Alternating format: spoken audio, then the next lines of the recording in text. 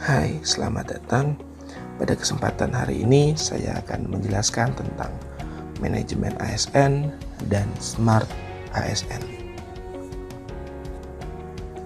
Yang pertama kita bicara tentang manajemen ASN.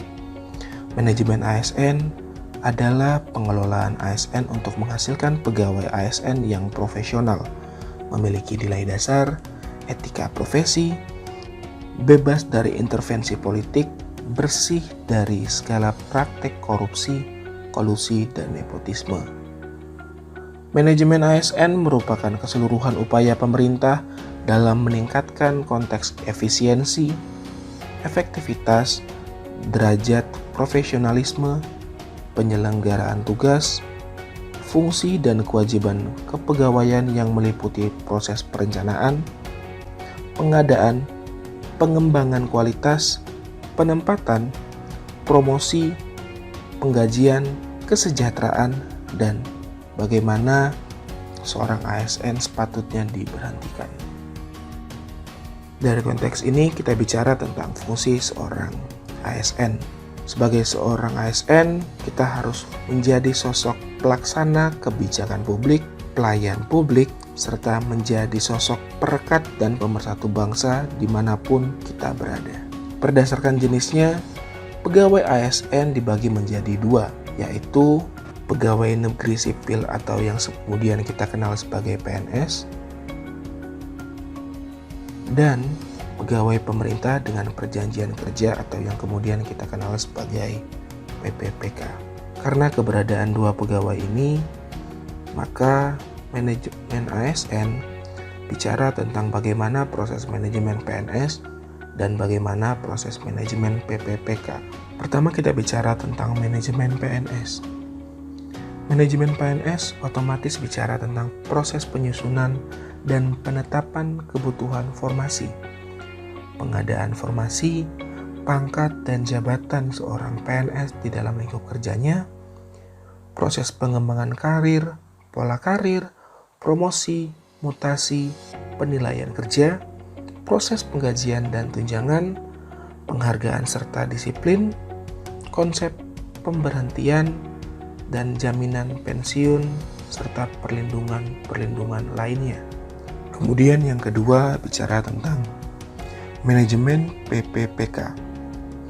Manajemen PPPK ini meliputi penetapan kebutuhan, pengadaan, penilaian kinerja, penggajian dan tunjangan, pengembangan kompetensi, pemberian penghargaan, disiplin, pemutusan hubungan perjanjian kerja, serta perlindungan yang sepatutnya melekat pada seorang pegawai PPPK.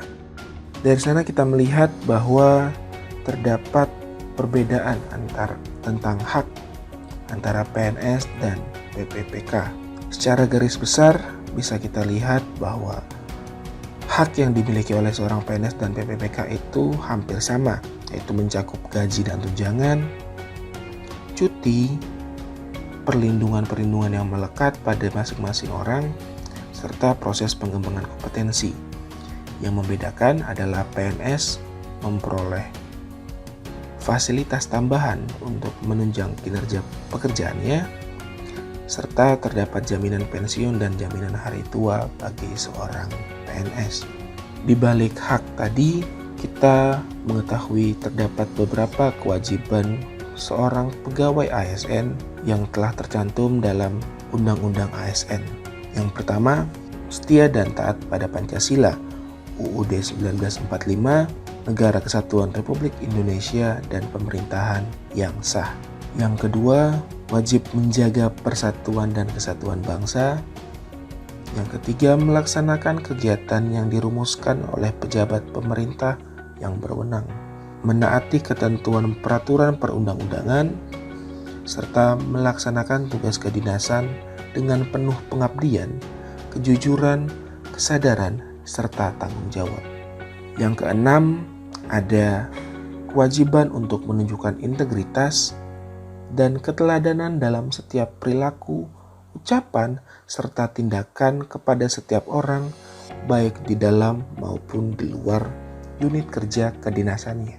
Yang ketujuh, menyimpan rahasia jabatan dan hanya dapat mengemukakan rahasia jabatan sesuai dengan ketentuan peraturan perundang-undangan yang berlaku, serta bersedia ditempatkan di seluruh wilayah Negara Kesatuan Republik Indonesia.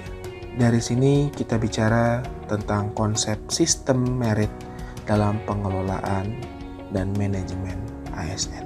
Sistem merit adalah kebijakan dan manajemen ASN yang berdasarkan pada kualifikasi, kompetensi, dan kinerja secara adil dan wajar dengan tanpa membedakan latar belakang politik, ras, warna kulit, dan faktor-faktor lainnya.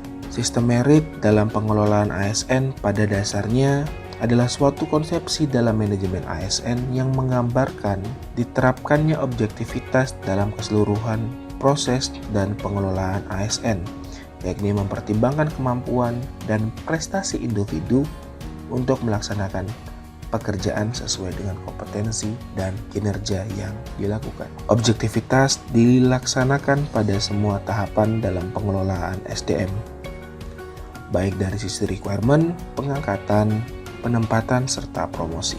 Dari sini kita mengenal konsep sosok Smart ASN. Sebagai seorang ASN, kita harus menjadi Smart ASN, di mana kita harus memiliki dan menguasai cara bermedia digital secara bertanggung jawab. Dari sana, konsep literasi digital semakin melekat pada seorang ASN. Menurut UNESCO, literasi digital adalah kemampuan untuk mengakses, mengelola, memahami, mengintegrasikan, mengkomunikasikan, mengevaluasi, dan menciptakan informasi secara aman dan tepat melalui teknologi digital untuk pekerjaan yang layak dan kewirausahaan. Ini mencakup kompetensi yang secara beragam disebut sebagai literasi komputer, literasi TIK, literasi informasi, serta literasi media. Indonesia sendiri memiliki suatu peta jalan yang kita katakan sebagai Indonesia Digital Nation. Indonesia Digital Nation memiliki 3 tonggak utama, yaitu pemerintahan digital, masyarakat digital, serta ekonomi digital. Yang mana konteks-konteks di atas menyangkut tentang bagaimana regulasi dan kebijakannya, proses pengendalian, aktivitas dan infrastruktur digital, SDM digital, teknologi penunjang, serta riset dan inovasi. Literasi digital dibangun di atas 4 kerangka kurikulum literasi, yaitu digital skills, digital culture, digital ethics, serta digital safety. Dari sana kita mengenal istilah hak digital yang melekat pada setiap orang, dalam hal ini sebagai seorang ASN. Hak digital adalah hak asasi manusia yang menjamin tiap warga negara untuk mengakses, menggunakan, membuat, dan menyebarluaskan media sosial. Hak digital ini mencakup tentang hak mengakses, hak untuk berekspresi, serta hak untuk merasa aman. Ketiga hak ini menjadi hal yang berkesinambungan tentang bagaimana kita bersikap dan berperilaku sebagai seorang ASN, dalam hal ini Smart ASN. Demikian paparan yang bisa saya sampaikan tentang manajemen ASN serta Smart ASN. Semoga kita menjadi sosok yang dibutuhkan negara Indonesia demi kemajuan serta perkembangan Indonesia ke depannya.